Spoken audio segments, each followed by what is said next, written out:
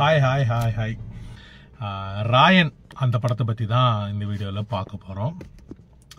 First of all இந்த படத்தை பற்றி எல்லாமே சொல்கிறதுக்கு முன்னாடி எல்லாமே பண்ணுறதுக்கு முன்னாடி தனுஷ் என்கிற டைரக்டர் இருக்கார் இல்லையா, நான் ட்ரெய்லர் ரியாக்ஷன் கொடுத்துருந்தேன் அந்த படத்துக்கு. அந்த ட்ரெய்லர் ரியாக்ஷன் கொடுக்கும்போது நான் என்ன சொன்னேன், பவர் பாண்டி படம் எனக்கு ரொம்ப பிடிக்கும், ரொம்ப அழகாக டைரக்ட் பண்ணியிருப்பார். அதாவது ரொம்ப வருஷம் டைரக்ட் பண்ணிகிட்ருக்க ஒரு டைரக்ட் பண்ண மாதிரி அந்த படம் இருக்கும். ரொம்ப மெச்சூர்டாக இருக்கும், டைலாக்ஸ் ரொம்ப சூப்பராக இருக்கும், எல்லாமே ரொம்ப நல்லாயிருக்கும். அப்புறம் ராயன் ட்ரெய்லர் பார்க்கும்போது எனக்கு ரொம்ப சந்தோஷமாக இருந்துச்சு. ஓகே, ஒரு நல்ல லீப்பு, ஒரு நல்ல ஒரு ஃபீல் குட் படத்துலேருந்து ஒரு கேங்ஸ்டர் படத்துக்கு போகிறாரு. கேங்ஸ்டர் படம் எடுக்கிறது கஷ்டம், எழுதுறது ரொம்ப கஷ்டம். ஏன்னா ஒரு கேங்ஸ்டர் படத்துக்குன்னு ஒரு டெம்ப்ளேட் ஒன்று இருக்குது, அது ரொம்ப வருஷமாகவே அந்த டெம்ப்ளேட் தான் ஃபாலோ பண்ணிகிட்டே இருக்காங்க.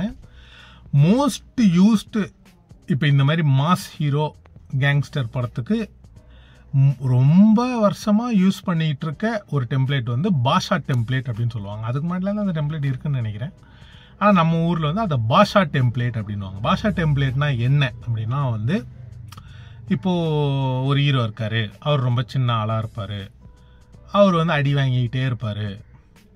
திடீர்னு பார்த்தா இன்டர்வல் பிளாக்கில் பட்டார்பிட்டிர்னு எல்லாரையும் போட்டு அடிச்சுட்டு, நான் யார் தெரியுமா, இதுக்கு முன்னாடி நான் பாம்பேயில் என்ன பண்ணிட்டு இருந்தேன் தெரியுமான்ற மாதிரி ஒரு மாஸ் சீன் வச்சு இது பண்ணுருவாங்க, கவர் பண்ணிடுவாங்க. ஓகே, அப்புறம் செகண்ட் ஹாஃப் ஃபுல்லாக அவருக்கு மாஸ் வச்சு, நான் இதுக்கு தான் சைலண்ட்டாக இருந்தேன், என் குடும்பத்துக்காக சைலண்ட்டாக இருந்தேன், இப்போது இதெல்லாம் ஆயிடுச்சு அப்படின்னு அந்த மாதிரி பண்ணுவாங்க. இந்த படமும் நான் அப்படி தான் இருக்கும்னு நினச்சேன். இந்த படம் ட்ரெய்லர் பார்க்கும்போது ரொம்ப சைலண்ட்டாக இருக்காரு, அப்புறம் அது டைலாக் வேறு இருக்குது, மாதிரி கெஞ்சி கேட்டேன் சார் அப்படின்னு மாதிரி போலீஸ் ஸ்டேஷன்லாம் போய் சொல்லுவார். ஓகே, இது 100% பாஷா டெம்ப்ளேட் தான் அப்படின்ற மாதிரி மைண்ட் செட்டில் தான் இருந்தேன். ஆக்சுவலி இது பாஷா டெம்ப்ளேட், அதாவது கிட்டத்தட்ட பாஷா டெம்ப்ளேட் தான். ஓகே, அதுக்கெல்லாம் வர்றதுக்கு முன்னாடி ரொம்ப ரொம்ப ரொம்ப பிரில்லியண்ட்டாக எழுதியிருந்தாங்கன்னு எனக்கு தோணுச்சு. எனக்கு மற்றவங்களுக்கெல்லாம் எப்படி இருக்குதுன்னு எனக்கு தெரியல, பட் எனக்கு பர்சனலாக ரொம்ப ரொம்ப ரொம்ப சூப்பராக எழுதியிருந்தாங்கன்னு எனக்கு தோணுச்சு. ரொம்ப எல்லா கேரக்டர்ஸ்க்குமே இம்பார்ட்டன்ஸ் கொடுத்து, ஜென்ரலாகவே இந்த மாதிரி படங்கள் என்ன ஆயிரும்னா, ஒரு 10 கேரக்டர் இருப்பாங்க, ஒரு 15 கேரக்டர்ஸ் இருப்பாங்க. ஆனால் படம் ப்ராக்ரஸ் ஆக ஒரு 3 கேரக்டர்ஸ் தான் படத்துலேயே இருப்பாங்க. மிச்ச கேரக்டர்லாம் எதுக்கு இருக்காங்கன்னே உங்களுக்கு தெரியாமல் போயிடும். எதுக்கு இவங்களாம் வந்தாங்க, ஓ இவங்களாம் படத்தில் இருந்தாங்களா அப்படின்ற மாதிரி ஆயிரும். அந்த மாதிரி எனக்கு இதில் கேரக்டராக எழுதுனது எல்லாமே ரொம்ப பிடிச்சிருந்துச்சி. மேக்கிங்க்கெலாம் அப்புறமா வரேன். ரைட்டிங்காக ஃபஸ்ட்டு எனக்கு ரொம்ப ரொம்ப ரொம்ப பிடிச்சிருந்துச்சி. தனுஷா இதை எழுதினாரு அப்படின்ற மாதிரி. தனுஷானா என்ன, அவர் என்ன இதுவா அப்படின்னா, அதாவது அவருக்கு எழுத தெரியாதா அப்படின்னா அப்படி இல்லை. ஒரு ஆக்டராக இத்தனை வருஷமாக எனக்கு அவர் ரொம்ப பிடிக்கும். அவர் ரொம்ப, அதாவது தமிழ் சினிமாவில் ரொம்ப சில பேர் இந்த ஸ்டாராகவும் இருப்பாங்க, ஆனால் பிரில்லியண்ட்டான ஆக்டராகவும் இருப்பாங்க. அந்த மாதிரி ரொம்ப கம்மி ஆளுங்க தான் இருக்காங்க தமிழ் சினிமாவில். இப்போது சூர்யா சார் இருக்கார், விக்ரம் சார் இருக்கார், கமல் சார் இருக்கார், தனுஷ், அந்த மாதிரி அந்த லிஸ்ட்டில் தனுஷ் எப்பயுமே இருப்பார். ஸோ அவங்களால ஒரு ஸ்டார்னா என்ன அப்படின்னா அதோட டெஃபினேஷன் என்ன அப்படின்னா, எனக்கு பொறுத்த வரைக்கும் நீங்கள் ஒரு படம் பண்ணுறீங்க அப்படின்னா you could pull in audience. ஈஸியாக உங்களால் ஆடியன்ஸை புல் இன் பண்ணிட முடியும் இன் எவ்ரி ஏஜ். அந்த மாதிரி தனுஷ் அவருக்கு எல்லா ஏஜ்லேயுமே ஒரு ஃபேன் குரூப் இருக்காங்க. ஒரு டீனேஜ் ஆளுங்களும் சரி, கொஞ்சம் ஒரு 30s 40s இருக்கவங்களும் சரி, அந்த மாதிரி எல்லாருக்குமே தனுஷ் ரொம்ப பிடிக்கும். பெருசாக எனக்கு தெரிஞ்சு தனுஷ்க்கு ஹேட்டர்ஸ்லாம் இருக்காங்களா அப்படின்னு தெரில, எக்ஸப்ட் சிம்பு ஃபேன்ஸ். அவங்க 2 பேருக்கு மட்டும்தான் ஃபைட் நடக்குமே தவிர மற்றபடி பெரிய ஹேட்டர்ஸ்லாம் இருக்காங்களா அப்படின்னு தெரில. ஸோ ஏன் நான் ரைட்டிங் இதில் ரொம்ப சூப்பராக இருக்குது அப்படின்னு நான் சொல்கிறேன்னா, இப்போ ஒரு பெரிய ஸ்டார், தனுஷ் மாதிரி ஒரு பெரிய ஸ்டார், அவருக்குன்னு ஒரு படம் எழுதுறாரு, அதுவும் 50வது படம். இதை நம்ம நோட் பண்ணி இதை பேசணும். இப்போ 50 சரி, every movie is a movie, அவ்வளோதான். நம்பர்லாம் ஜஸ்ட் டசன்ட் மேட்டர். ஆனால் ஒரு ஸ்டாருக்கு 50வது படம்ன்றது ரொம்ப முக்கியம். இப்போ மங்காத்தா மாதிரி, சுறா மாதிரி, இப்போ மகாராஜா வந்துச்சு, அந்த மாதிரி அவங்களுக்கு அந்த 50வது படம்ன்றது ரொம்ப ரொம்ப முக்கியம். ஸோ 50வது படம் கேங்ஸ்டர் படம் எடுக்கிறோன்னு முடிவு பண்ணியாச்சு, மாசாக ஒரு கேங்ஸ்டர் படம் எடுக்கிறோன்னு முடிவு பண்ணியாச்சு. அதில் அந்த கேரக்டர் எவ்வளோ சட்டலாக இருக்க முடியும். எஸ், மாஸ் மொமெண்ட்ஸ் நிறைய இருக்குது, நான் இல்லைன்னு சொல்லலை. ஆனால் இப்போது ஃபஸ்ட்டு சீனாக இருக்கட்டும், இன்ட்ரோல் பிளாக்காக இருக்கட்டும், அந்த மாதிரி அவருக்கு வந்து ரொம்ப அப்படியே டம்மு டும்முன்னுலாம் இல்லாமல் மாஸ் எலிமெண்ட் இருக்குது. ஆனால் அது தேவையான அளவு அங்கங்கே வச்சு அது ரொம்ப பியூட்டிஃபுல்லாக போயிருந்தது வந்து ரொம்ப அழகாக இருந்துச்சு. படமாக எனக்கு ரொம்ப ரொம்ப ரொம்ப பிடிச்சிருந்துச்சி. கண்டிப்பாக எல்லாருமே பார்க்கணும்.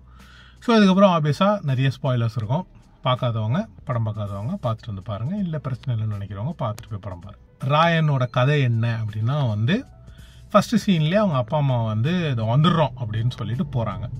இங்கேருந்தே பியூட்டிஃபுல்லான ரைட்டிங் ஸ்டார்ட் ஆகுது. இங்கேருந்தே ப்ரில்லியண்ட்டான ரைட்டிங் ஸ்டார்ட் ஆகுது. அப்பா அம்மா போயிடுறாங்க. அதாவது தங்கச்சி 2 தம்பிங்களை பார்த்துட்ருக்க ஒரு அண்ணன் போய் 2 நாளாக வரல.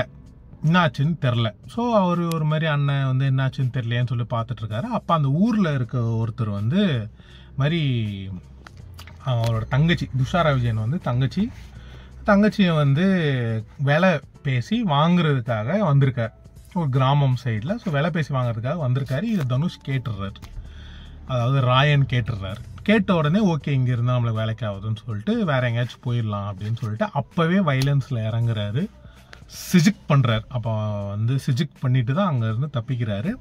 தப்பிச்சு ஒரு லாரியில் ஏறுனா வந்து அந்த லாரி யாருதுன்னா வந்து பார்த்தீங்கன்னா அதுதான் செல்வராகவன் சாரோடது. ஸோ இப்போ அங்கேருந்து வந்து தப்பிச்சிடுறாங்க, ஒரு இடத்துக்கு போகிறாங்க. அங்கேருந்து அவர் எப்படி சர்வைவ் பண்ணுறார் அப்படின்றது தான் அவரோட ஜேர்னி. அங்கேருந்து ஒரு தங்கச்சி சின்ன குழந்தையாக இருக்கும், அந்த தங்கச்சியை வச்சுக்கிட்டு 2 தம்பிங்களை வச்சுட்டு அவங்கள படிக்க வச்சு என்னென்னலாம் அவர் கஷ்டப்படுறாரு அப்படின்றது கதை இல்லை. பட் அவரோட ஜேர்னி வந்து அங்கேருந்து தான் ஸ்டார்ட் ஆகுது.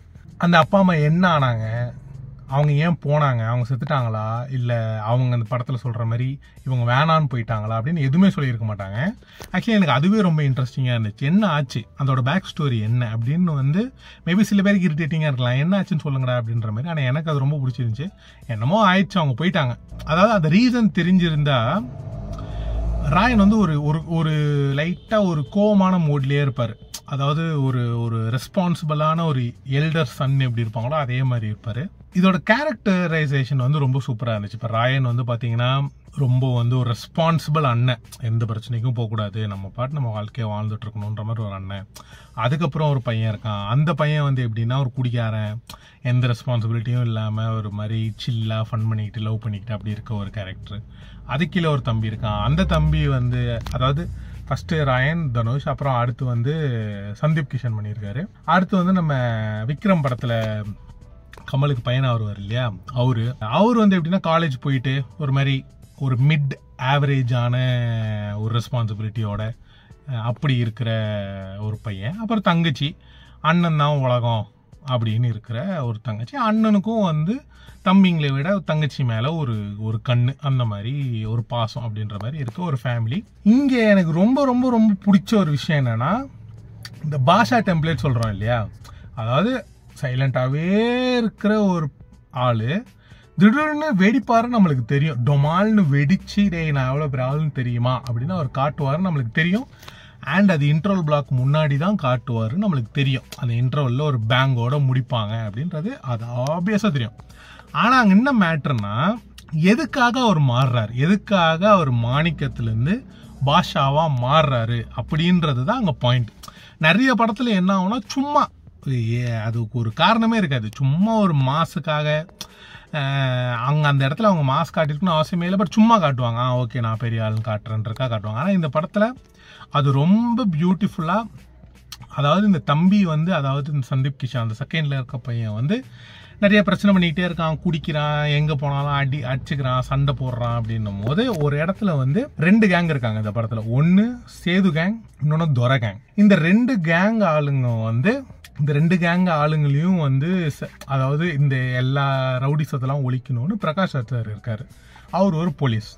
ஸோ அவர் என்ன பிளான் பண்ணுறாருன்னா, இப்போ இவங்க 2 பேர் சும்மாவே இருந்தால் நம்ம எதுவும் பண்ண முடியாது. ஸோ இவங்க 2 பேரையும் நம்ம மூட்டி விட்டாதான் ஏதாச்சும் பண்ண முடியும்னு சொல்லிட்டு இவராகவே வந்து ஒரு பிரச்சனையை கிரியேட் பண்ணுறாரு. அதாவது இவங்க என்ன பண்ணாங்கன்னா எஸ் ஜே சூர்யா சார் வந்து அவர் தான் அந்த சேது கேரக்டர். ஸோ இந்த துரை கேங் வந்து சேது கேங்கை வந்து நம்ம ஏதாச்சும் பிரச்சனை பண்ற மாதிரி இருந்தாதான் சேது ஏதாச்சும் பண்ணுவான். அதனால இவரேவே ஆளை கூட்டிட்டு போய் எஸ் ஜே சூர்யா சார் வந்து ஏதோ லைட்டா பிரச்சனைலாம் நடக்கும். ஸோ அதே மாதிரி அவர் பிரகாஷ் ராஜ் பிளான் பண்ண மாதிரி எஸ் ஜே சூர்யா வந்து நான் போடுறேன்டா துரைய அப்படின்ற மாதிரி பிளான் பண்ணி 2 குரூப்புக்கும் ஒரு பிரச்சனை மாதிரி ஒரு டாஸ்மாக்ல உட்காந்துருப்பாங்க. இவர் சந்தீப் கிஷன் நடுவில் உட்காந்து குடிச்சிக்கிட்டு இருப்பாரு. ஸோ அவங்க 2 பேருக்கும் தான் சண்டை. இவர் சைலண்டா எழுந்து போயிருந்தாருன்னா இந்த படமே பிரச்சனையே இருந்திருக்காது. ஆனா இவர் வந்து அவங்க லவர் வந்து அடிச்சுட்டு போயிடுவாங்க. ஒரு சின்ன ஒரு வாக்குவாதம் நடக்கும். அப்ப அடிச்சுட்டு போயிடுவாங்க. அதை பார்த்துட்டு இவங்க சிரிப்பாங்க. பின்னாடி இவருக்கு கோவம் வந்துடும். அதே அப்புறம் என்னப்பா சிரிப்பேன் அப்படின்னு சொல்லிட்டு அவர் போய் அடிச்சிருவாரு. அடிச்சோடனே அங்க ஒரு பெரிய கேங் வாராவும் டமால் டுமில்னு அடிச்சு துரையோட பையனை கொன்றுவாங்க. துரைக்கு ஒரு பையன், துரையோட பையனை கொன்றுவாங்க.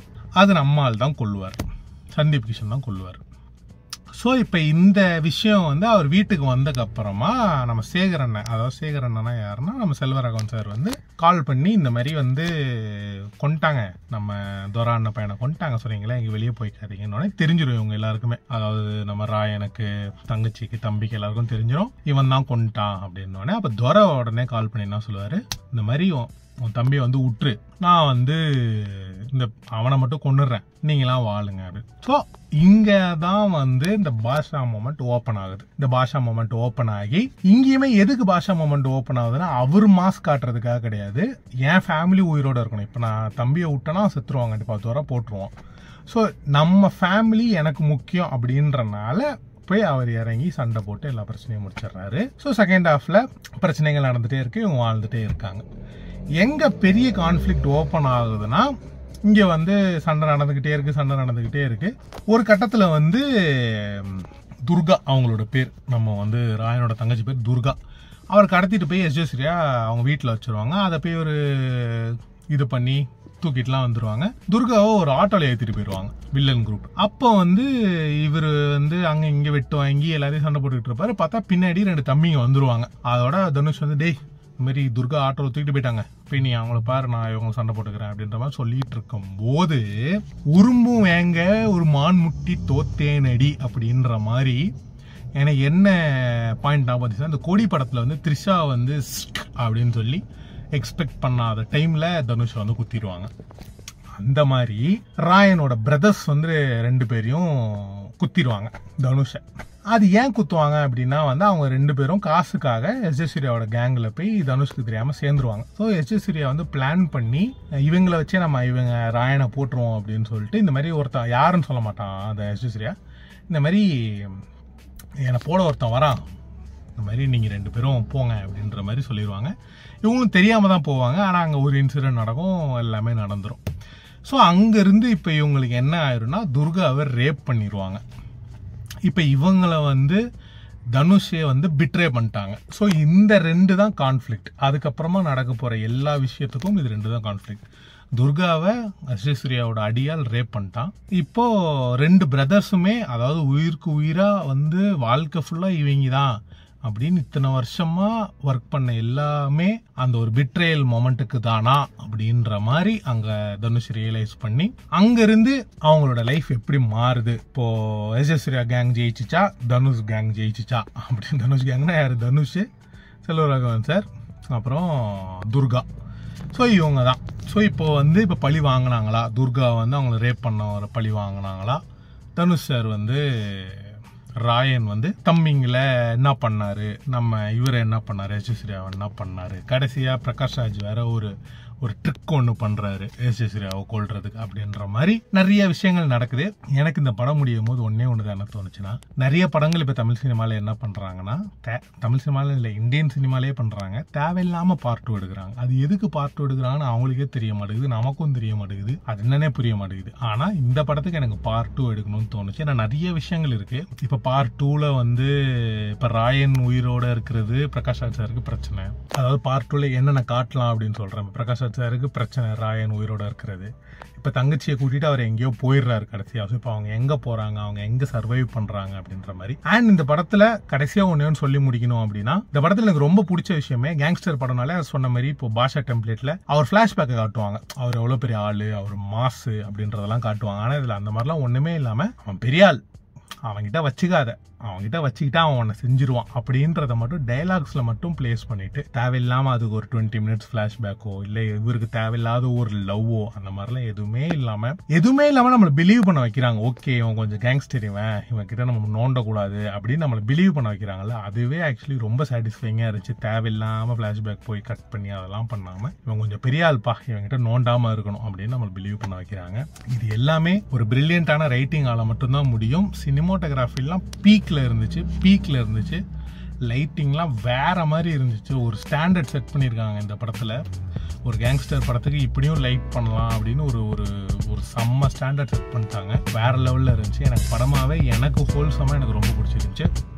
உங்களுக்கும் பிடிக்கும்னு நம்புறேன். கண்டிப்பா இந்த வீக்கெண்ட் ஃபேமிலியோட போய் பாருங்க. ஆக்சுவலி படம் குழந்தைங்க பார்க்க முடியாது, மற்றபடி உங்க அப்பா அம்மாவெல்லாம் கூட்டிட்டு போய் பாருங்க. கண்டிப்பா இந்த படம் உங்களுக்கு பிடிக்கும்னு நான் நம்புறேன். அதே மாதிரி வீடியோ உங்களுக்கு பிடிச்சிருக்கும்னு நம்புறேன். ஸோ நெக்ஸ்ட் என்னென்ன வீடியோஸ் போடணும்னு சொல்லுங்க, கமெண்ட்